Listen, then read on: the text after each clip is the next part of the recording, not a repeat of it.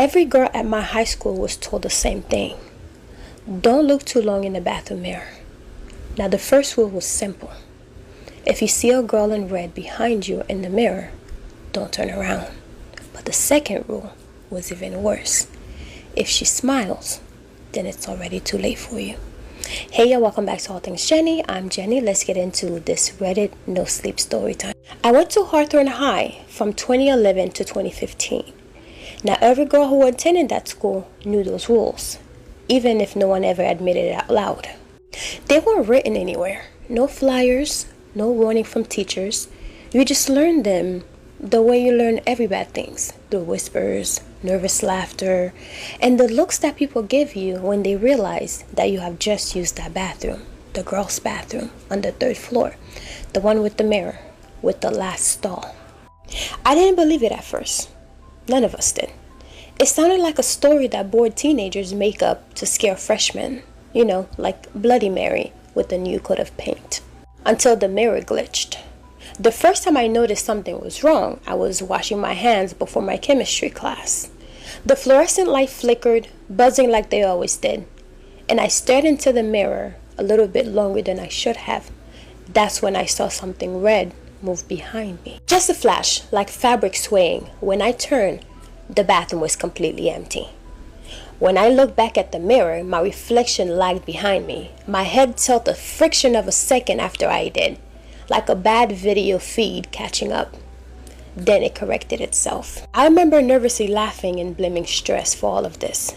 But the second time though, I wasn't alone. My friend Marissa was with me after lunch. We're chit-chatting, touching up our makeup when she moved closer to the mirror to fix her eyeliner. She stopped mid-line with her hand shaking. "Did you see that?" she whispered. My stomach completely dropped. In the mirror, standing directly behind us, was a girl who we've never seen before. She was wearing a red dress, too formal for school, too old-fashioned to be modern. The fabric looked stiff, like it had dried that way.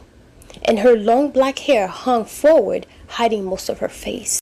Except for her mouth. It wasn't a smile, it was a wound. Her lips were split from ear to ear, the skin pulled tight and shiny, like it had healed wrong, or been forced that way.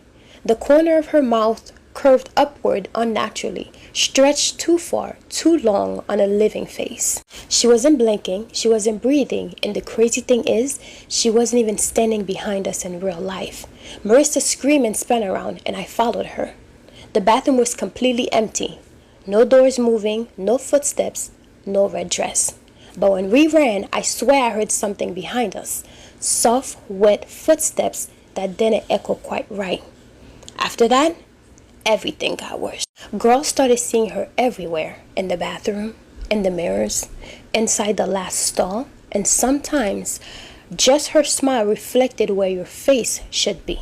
Always silent, always watching, always wearing red. Teachers said it was mass hysteria. Administration started blaming TikTok rumors.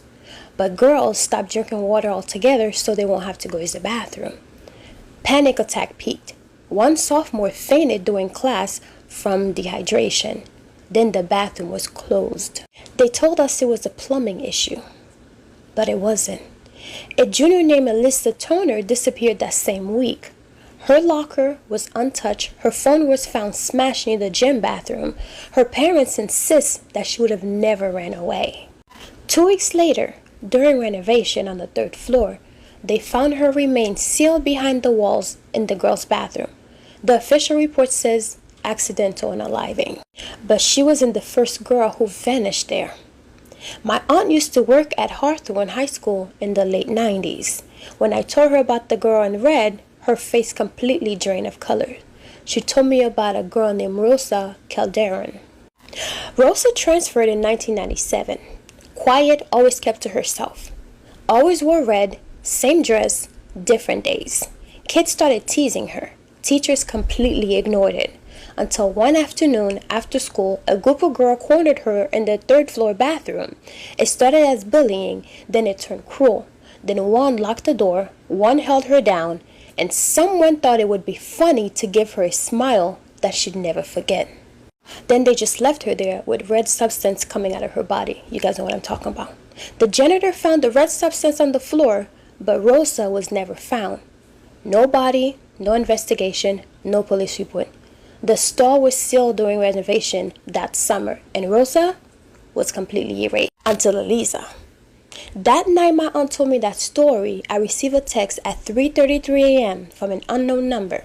With the text read, "She smiles whiter now," close quote. Attached was a photo of the third floor bathroom mirror. In it, a girl in red stood right behind the photograph. Her smile stretched further than before. She was smiling directly at the camera. The next day, my friend Marissa texted me from school. "I heard someone crying in the last stall. It sounded like me."